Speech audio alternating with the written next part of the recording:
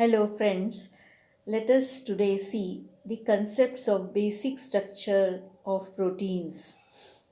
This is a part of Unit 4 of Basic Biochemistry of Semester 2 syllabus of Microbiology of our university.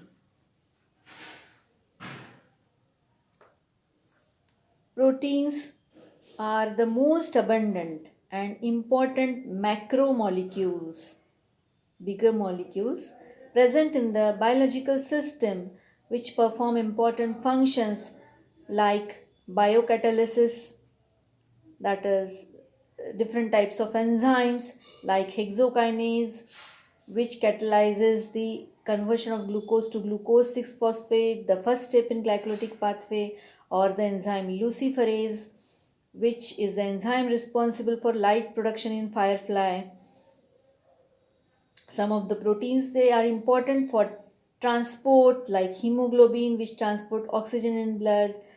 Some of the proteins are important for motion like myosin in muscle tissue, and some of the proteins, they function, uh, they perform structural role like collagen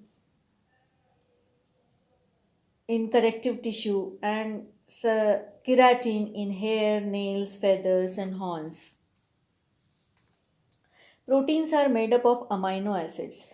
They are heteropolymers made up of amino acids monomers, and they are produced by binding together of small units of alpha amino acids. This is the basic structure of amino acid. Carbo, C alpha, that is carbon, alpha carbon, which is joined to four different groups: carboxyl group, COO minus, amino group, NH3 plus, H, and R. So except R, the rest of the structure is common in all the amino acids. So four different groups are joined to alpha carbon, and see here, carboxyl group and amino group both are joined to alpha carbon, and hence they are called as amino acids. See, the R group constitute the side chain, and this side chain varies in different types of amino acids. So different types of amino acids, they differ in their R groups. Let us see further. This is the example of lysine. Here the numbering of the carbon atoms is also shown, like carboxyl group, carbon number 1, then carbon number 2 is alpha carbon, 3 beta, 4 gamma, 5 delta, and 6 epsilon. So there are 6 carbon atom, there is 6 carbon atom chain in lysine. The alpha carbon is joined to alpha carboxyl group and alpha amino group, and there is one amino group extra at the epsilon carbon, that is the sixth carbon of lysine. Amino acids, they occur in two different isomeric form, L form and D forms. What is the difference in these two forms? See minutely. The left hand side, L-alanine, the amino group is towards the left, and right hand side, D-alanine, the amino group is towards the right. So most of the amino acids in our system, they are L amino acids, and here it is shown the L-alanine. You also notice that CH3. What is CH3? CH3 here is the R group of alanine. How amino acids are classified? So they are classified depending on their R groups into different classes like non-polar and aliphatic, aromatic, then polar, uncharged at physiological pH, positively charged at physiological pH, and negatively charged at physiological pH. So I hope you remember about the polarity. Do you remember the hydrogen bond HOH? So in water, H forms bond with oxygen, and on this bond, oxygen being electronegative, it tends to attract electron pair towards itself. So in OH bond, oxygen has delta negative charge and hydrogen has delta positive charge. So there is distribution of charge across the bond, and such compounds are called as polar compounds, and polar compounds, they dissolve in water. So amino acids, some are the polar and some are non-polar. So let us see these classes of amino acids. Non-polar and aliphatic, there are 7 such amino acids. Aromatic, also non-polar, 3 such amino acids. Polar but uncharged at physiological pH. What is physiological pH? The pH which is present in our cell, our biological system, mostly around near neutrality. So this, at this pH, because the charge on the amino acid varies with varying pH. So at different pH, the charge on amino acid changes. So here it is considered the physiological pH. So some amino acids are polar but they are not charged at physiological pH. Such amino acids are 5 amino acids. Some amino acids are positively charged at physiological pH, and some amino acids, they carry negative charge at physiological pH. There are 2 such amino acids. These are the structures of different amino acids shown here. Look at first, that is glycine. The R group is H. All the pink color groups are the R groups of different amino acids. And second is alanine. R group is CH3. Third is proline with a cyclic R group. Fourth is valine. CH3, CH3. Then leucine, isoleucine, methionine. Look at methionine. One sulfur is there in methionine. CH2, CH2, SCH3 is the R group of methionine. What is the difference in these amino acids, all these amino acids, and proline? See, in proline, the alpha amino group is joined to the R side chain and forming a ring structure. So proline is an amino acid, whereas glycine, alanine, valine, leucine, isoleucine and methionine are amino acids. So this is a difference of proline and other all amino acids.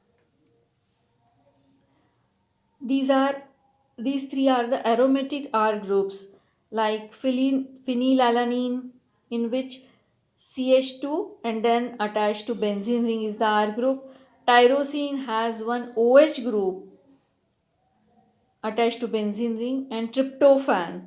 So all three have benzene ring in their R groups, and hence they are aromatic amino acids. See here, polar and uncharged R groups. Look at serine, it has R group CH2OH. Threonine again has OH in its R group. But see, polar groups are there but they are not charged. Similarly, cysteine, SH group is there in cysteine. Asparagine and glutamine are the having amide group CONH2 in their side chain. So if you carefully see these structures, you will notice that the side chain contains polar groups but they are not charged.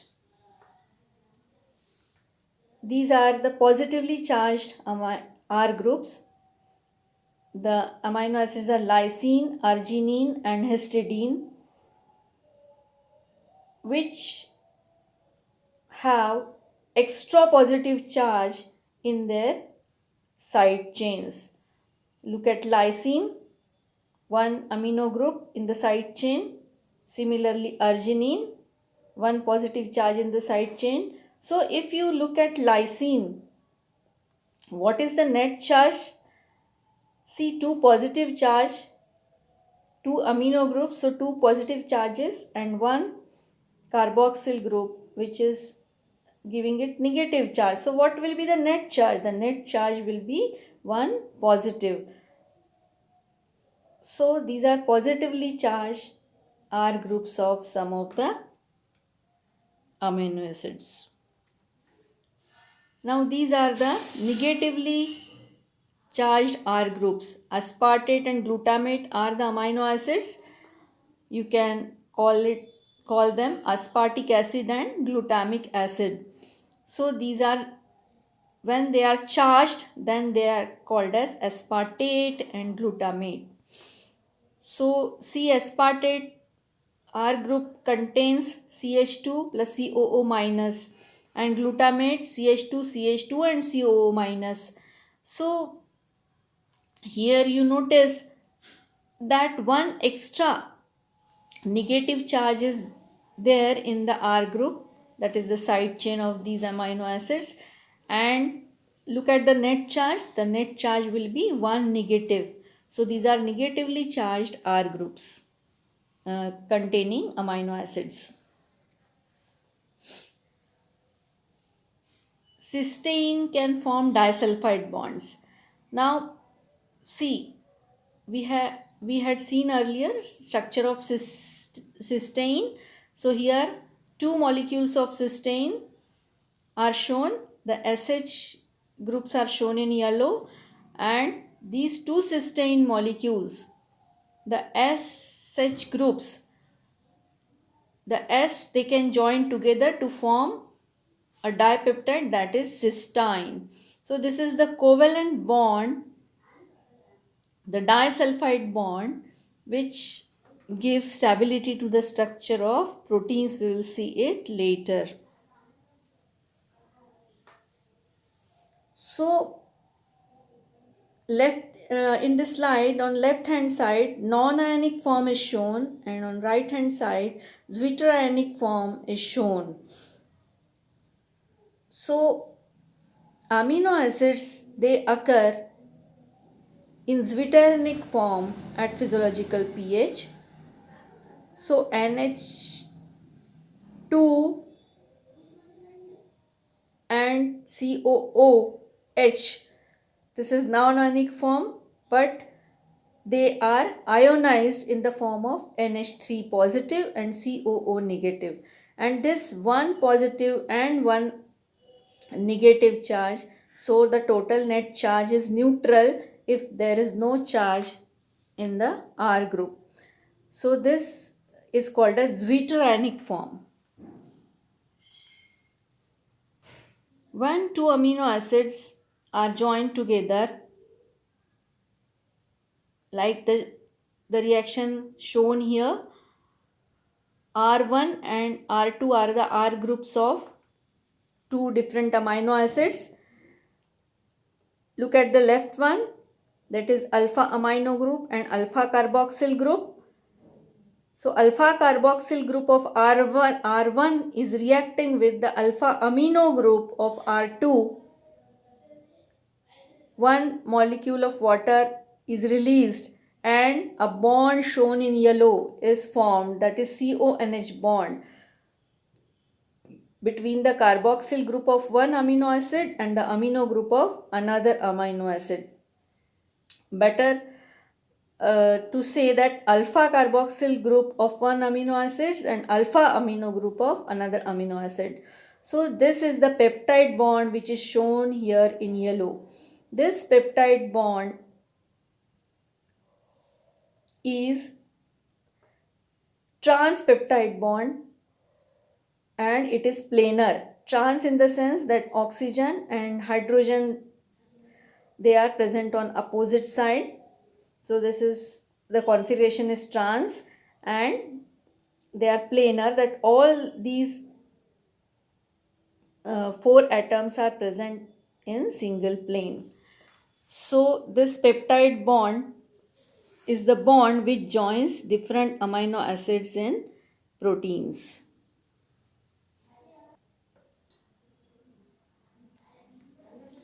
So here two amino acids are joined together by a peptide bond to form what? A dipeptide.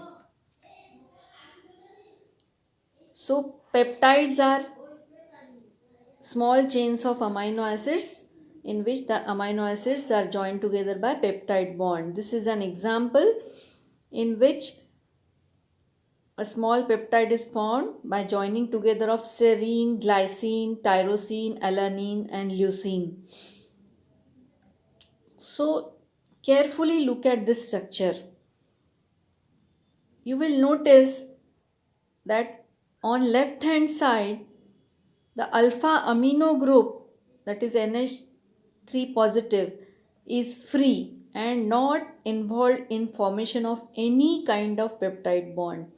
Similarly, if you see the carboxyl terminal end, that is the right hand end of this chain, the alpha carboxyl group, that is COO minus group, is free and not involved in peptide bond formation with any other amino acid. So if you look at this peptide chain, on one end amino group is free and on another end carboxyl group is free. So the end where the amino group is free is called as amino terminal end or simply N terminal, and the end on which carboxyl group is free is called as carboxyl terminal end or simply C terminal.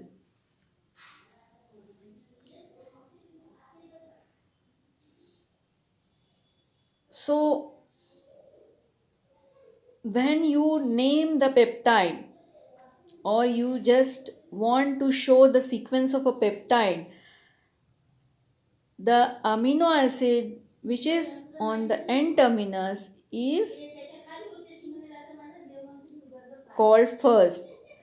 Like here, serine, glycine, cysteine, like this. So serine, glycine, or second one, serine, glycine, tyrosine, alanine, leucine. So serine will be on which end? It will be on the amino terminal end and leucine will be on the carboxy terminal end.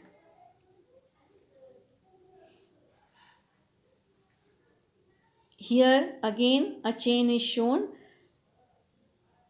constituted of alanine, glutamine, then glycine and lysine joined together by peptide bond, and there are single letter code also for amino acids. Here it is A for alanine, E for glutamic acid, G for glycine and K for lysine. So what are proteins? Essentially proteins are polypeptides, that is again the chain of covalently linked alpha amino acids. Proteins may also contain the other groups which are not made up of amino acids. So non-amino acid component or non-proteinaceous component is there, like cofactors. When the non-amino acid component are metal ions, then they are called as cofactors.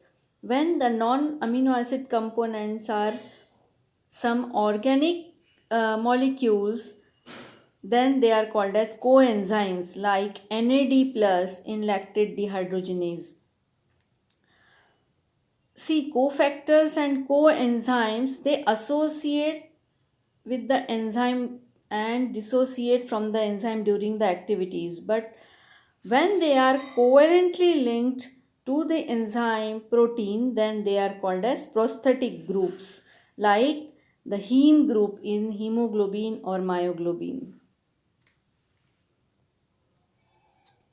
So different proteins, they differ from each other in their amino acid composition, in their three-dimensional structure, and in their functions. So let us see in this table. Cytochrome C, the molecular weight is 13,000 Daltons. Number of residues means what? Number of amino acids present 104, and number of peptide chains. How many peptide chains are present in cytochrome C is only 1.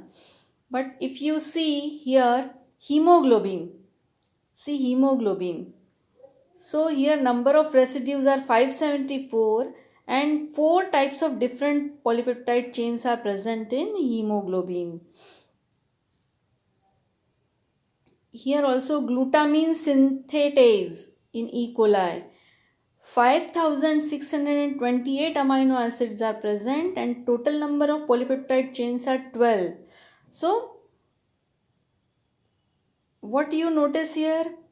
Some of the proteins, they are made up of only one polypeptide chains, whereas many different proteins are there which are made up of more than one polypeptide chains. Composition of amino acids of two proteins also differ. Like see here, two proteins are compared, bovine cytochrome C and bovine chymotrypsinogen. So here see, alanine residues in bovine cytochrome C are 6 and in bovine chymotrypsinogen alanine residues are 22. Arginine residues in bovine cytochrome C are 2, whereas 4 arginine residues are present in bovine chymotrypsinogen. So different proteins, they differ in their composition of amino acids. The proteins which are conjugated to different types of prosthetic groups, they are called as conjugated proteins, like lipoproteins in which lipids are present in the prosthetic groups, or metalloproteins in which metals are present as prosthetic groups, flavoproteins in which flavine nucleotides are present in prosthetic groups. So such proteins are called as conjugated proteins.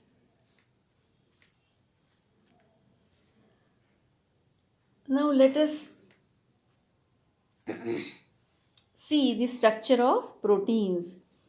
A functional protein is not just a polypeptide chain, but one or more polypeptides precisely twisted, folded, and coiled into a molecule of unique shape, that is conformation.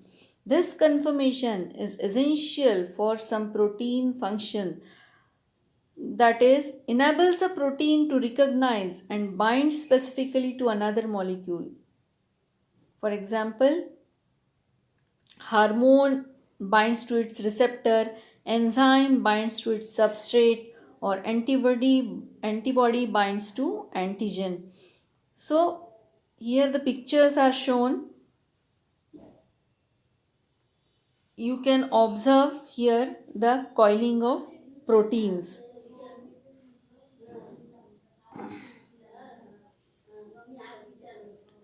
So when we study the structure of proteins, 4 structural levels of proteins are described, like primary structure, secondary structure, tertiary structure, and quaternary structure.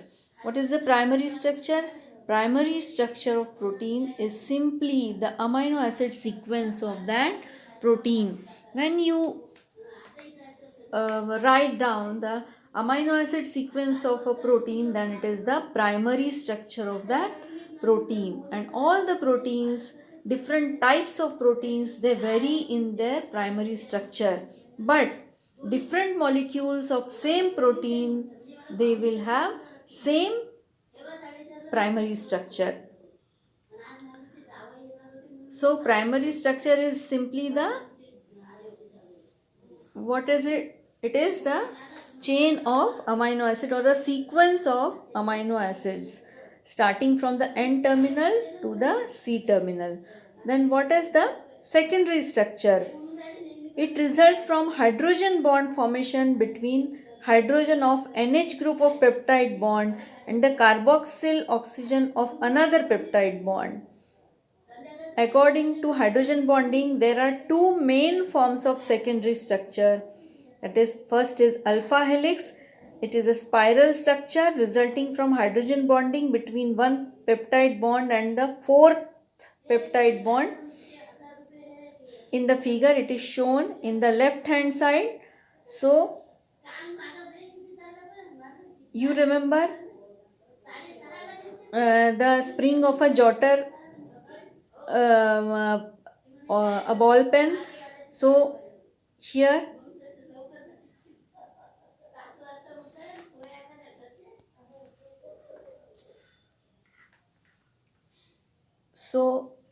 in the left hand side of this figure, you can clearly notice the coiled structure, whereas on the right hand side you can see pleats, like pleats of a sari, isn't it?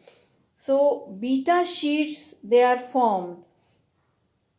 They constitute another type of secondary structure in which the two or more polypeptides or segments of the same polypeptide chain are linked together by hydrogen bond between H of NH of one chain and carboxyl oxygen of adjacent chain or segment.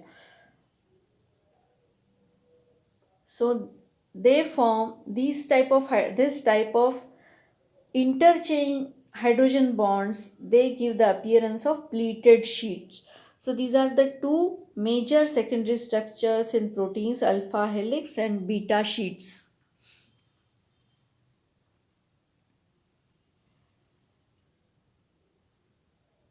Hydrogen bonding in alpha helix. In alpha helix, CO of one amino acid residue forms hydrogen bond with NH of fourth one, like here shown in the with red arrows. Super secondary structure or motifs occurs by combining secondary structure.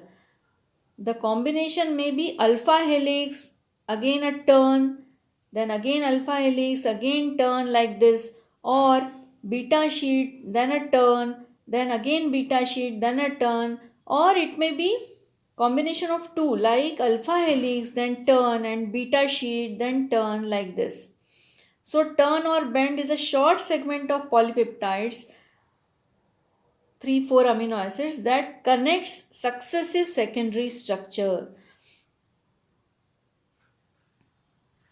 Like for example, beta turn is a small polypeptide that connects successive strands of beta sheets. What is now the tertiary structure?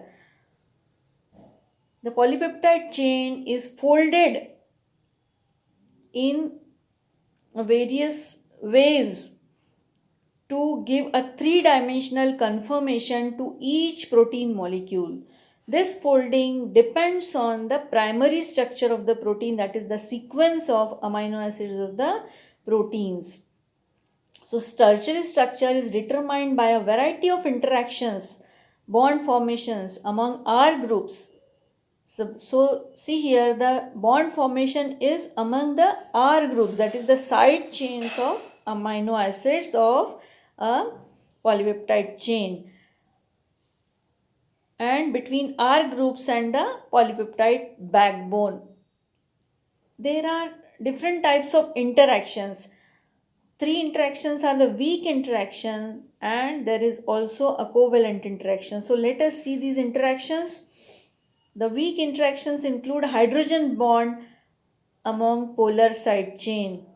Like here on left hand side, in blue color, the hydrogen bond is shown.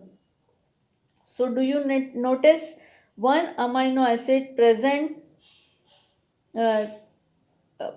in towards the N-terminal portion is hydrogen bonding with another amino acid which is present somewhere in the middle of that polypeptide chain. So this is giving a structure of loop. Then Second is ionic bonds between charged R groups. We have seen that some of the amino acids are positively charged, whereas some of the amino acids are negatively charged. So there is attraction between these positive and negative charges, and here the ionic bond is also shown because of the ionic attractions. Then another type of weak interaction is hydrophobic interaction among hydrophobic, that is non-polar. Hydrophobic means which cannot be dissolved in water, which cannot interact with water. So these hydrophobic groups tend to avoid water or tend to avoid the contact with water, and hence they come together, they come near each other, and this is called as hydrophobic interaction. And in globular proteins, these type of hydrophobic interactions are somewhere in the central portion or buried inside the molecule, not present on the surface, because surface is the one which interacts with water molecules. So these are buried inside the folds, hydrophobic interactions. Like in this figure it is shown in pink color, hydrophobic interactions. So these are the three weak interactions: hydrogen bonds, ionic bonds, and hydrophobic interactions. And strong covalent bonds are also there, which include disulfide bridges that form between the sulfhydryl groups of cysteine monomers, as we have seen earlier, which stabilize the structure. So only covalent bond which is stabilizing the three-dimensional structure of a protein is a disulfide bond. Here it is shown in yellow color. So because of these different types of interactions, each polypeptide chain is folded into a specific type of structure, giving a specific three-dimensional conformation to, or very characteristic conformation to specific types of proteins. Now let us see what is the quaternary structure. See here in this figure, four different colors are shown. Four different chains, polypeptide chains are folded in particular 3D structure, and they are interacting with each other. So quaternary structure results from the aggregation, that is combination of two or more polypeptide subunits held together by again non-covalent interactions like hydrogen bonds, ionic or hydrophobic interactions. Examples on protein having quaternary structures are: collagen is a fibrous protein of three polypeptides, trimeric, that are supercoiled like a rope. It is shown in the left hand side of this figure. Similarly, hemoglobin is a globular protein with four polypeptide chains, that is tetrameric, two alpha polypeptide chains and two beta polypeptide chains. Insulin, again two polypeptide chains are present, so it is a dimeric protein. So in quaternary structure, different polypeptide chains, they interact with each other again to give a very specific uh, structure for the protein, which is very essential for its biological activity.